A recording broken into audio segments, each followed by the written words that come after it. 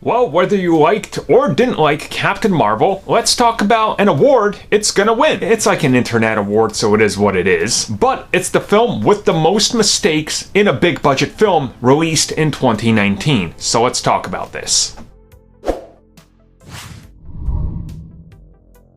Alright, so Captain Marvel, right? I did a review of that film. I talked about it to a degree, and I'm just like, it was a film. It was definitely nowhere near the quality I expected it to be, and not one of Marvel's finest. It was just fine. Just fine is how I would sum up that film that I've seen twice, maybe 3 times this year, and I think that's it. It is what it is. The film came out. It did big in box office. Halloween costumes were selling out for it. It's one of the top 2 best-selling costumes of the year, so it has a huge fan base. But when it comes to the film, you could tell there was some cut corners, and there was as evident as day errors in that film. Like, you just watch it, you're like, that looked a little wonky. But now a website that covers film mistakes actually tallied up pretty much every big blockbuster film this year, and Captain Marvel walks away with the award, the Losers Award, because it had 59 mistakes. Now, these aren't like big mistakes that you're gonna figure out, you know, like, oh my god, look, the jarring camera or something. These are like little details. Like, for example, when she's in Blockbuster, there was movies on the shelf that weren't released when that scene takes place. It's like that scene from Stranger Things Season 2 where there was green Legos, but green Legos didn't come out till like 2 years after that scene. You know, it's little things like this. That's what the majority of this is. I will also have it linked in the description down below in case you guys want to look at all the mistakes, but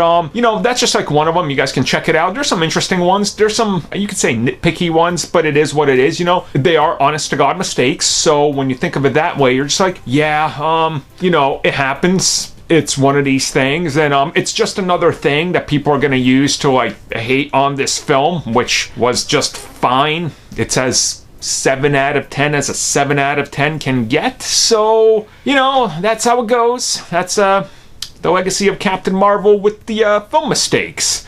Also, there's some other films you guys can check out on there. Avengers Endgame has a bunch of them. What else was on there that I found interesting? You got, just check it out. Go check out the site. It's honestly pretty cool. There's a lot of good stuff on there, and next time you watch the films, read some of these and try to look for them, and you might spot them and be like, you know what, that's pretty cool. That's actually kind of cool. I don't know. We'll see. Oh, here it comes. Here it comes, and here it comes. Can you believe we're almost in 2020 and people still don't know how the YouTube like system works?